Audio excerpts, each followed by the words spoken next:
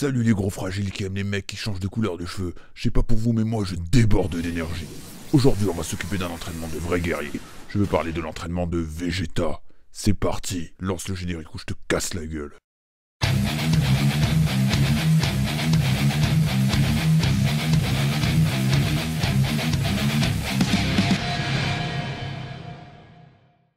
Alors, dans DBZ, toi tu connais les bails, les entraînements sont dantesques, et on va voir si scientifiquement l'entraînement de Vegeta est possible.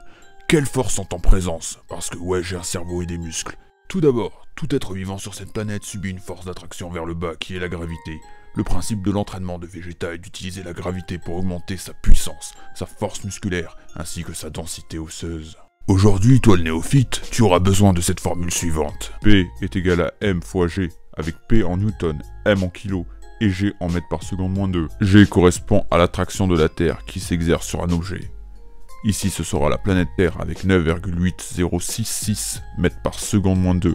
On va simplifier en mettant 9,8 mètres seconde moins 2. Et M correspond, pour ceux qui adorent ça, à la quantité de matière que renferme un objet ou un corps, à ne pas confondre avec le poids. Pour info, parce que la moitié d'entre vous savez même pas compter, l'accélération de pesanteur de la Lune est de 1,622 mètres par seconde moins 2, soit 1/6 de la Terre. Mais pourquoi tu nous insultes? On n'est pas méchants, nous. La ferme!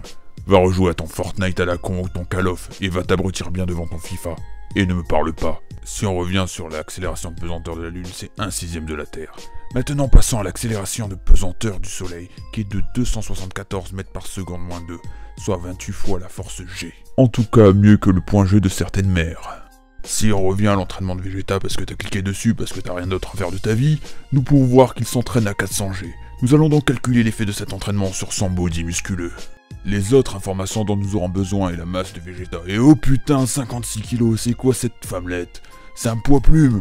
Sa taille est de 1m65, putain c'est un passe-partout, c'est très petit. Son Goku et Gohan mesurent respectivement 1m75 et 1m76. Et si tu m'as vu hésiter et bégayer dans ces derniers mots, c'est que je suis traumatisé par cette taille de merde. Si on reprend F est égal à M fois G, 56 kg fois 9,8, on obtient 548,8 newtons sur Terre. Si on va sur la Lune, on arrive à 89,6 newtons, soit 1/6 de la Terre. Si on passe sur le Soleil, on arrive à 15 344 newtons, soit 15,34 kN. Si on utilise la formule F est égal à M fois G, on change le tout et on arrive à M est égal à F sur G, soit 15 344 divisé par 9,8, on arrive à 1565,7 kg, soit 1,5 tonnes. Si on va dans l'entraînement de Vegeta, on voit qu'il s'entraîne à 400 G, soit un soleil est égal à 28 G. Si on fait un produit en croix, on obtient un soleil est égal à 28 G, soit 400 G, on obtient l'équivalent de 14 soleils. Donc petite précision pour les hydrocéphales, l'entraînement de Vegeta équivaut à la gravité de 14 soleils.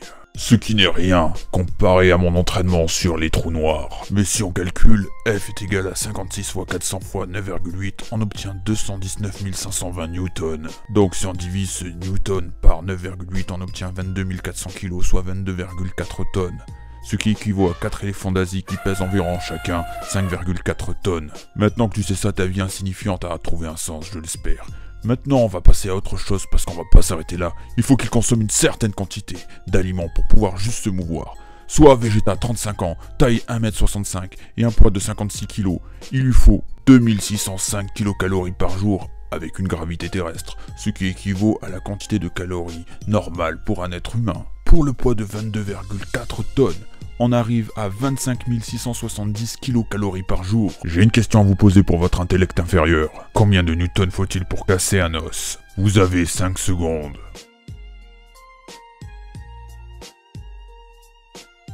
Comme j'ai la science infuse et que je suis le meilleur, la limite du corps au niveau des os est de 375 joules, avec une orientation de moins de 5 degrés, lors d'un exercice intensif, ce qui est le cas ici. Et comme 1 newton est égal à 1 joule par mètre, donc ici 219 520 joules par mètre, donc tous vos os seraient brisés, votre sang n'arriverait même plus à remonter de vos jambes vers votre cerveau et par votre cœur, et vous seriez mort en quelques secondes, voire quelques minutes. Si on reprend la formule de l'énergie, on obtient E est égal à M fois G fois H, soit 22 400 kg sous 400 G, fois 9,8, fois 1,65.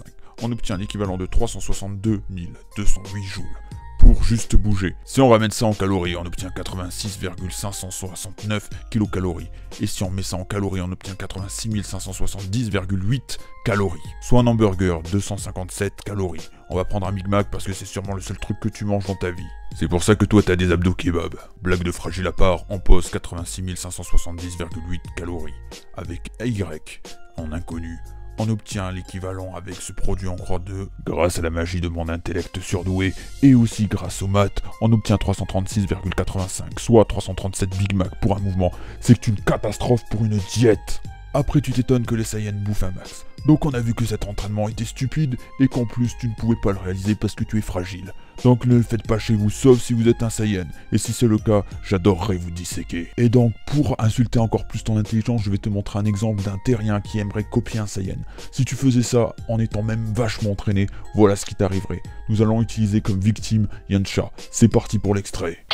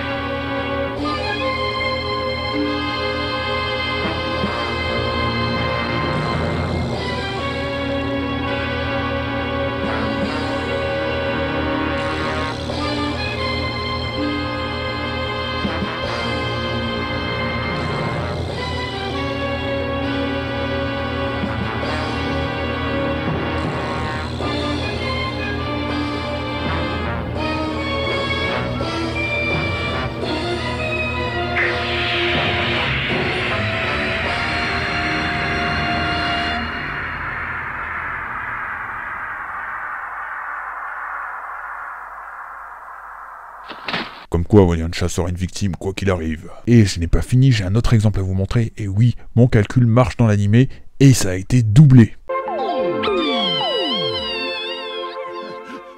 Tu voudrais une force de gravité multipliée par 300 ? Oui, c'est ça. Je sais que Son Goku s'est entraîné avec une force de gravité multipliée par 100. Je veux, moi, une force de gravité 3 fois plus grande. C'est absurde. Pour quelqu'un qui pèserait 60 kilos, ça représenterait 18 tonnes. 18 tonnes, est-ce que tu te rends compte? Mais c'est de la folie, voyons. Au travail, faites ce que je vous demande. Bon, on a fait le tour de la question. Maintenant, avant que tu partes, j'ai pas mal de choses à te dire. D'abord, je te tease les prochaines vidéos. Au 38K, tu auras la vidéo sur le vrai pouvoir de Sangoku. Au 39K, tu auras le pouvoir de Superman au maximum. Et au 40K, tu auras le versus. Ouais, parce que j'en ai marre de travailler dans le vide et que j'aime bien être rémunéré pour ce que je fais. Et si tu veux m'aider parce que tu es quelqu'un de courageux et que tu es un Saiyan, va sur YouTube et aide-moi à avoir de l'argent pour ouvrir ma propre salle de sport. Et après, si tu as envie d'aider, abonne-toi. Et si tu n'es pas un fragile, tu partages la chaîne. Sur ce, à bientôt, c'est Science Musculation et kiss à ta maman.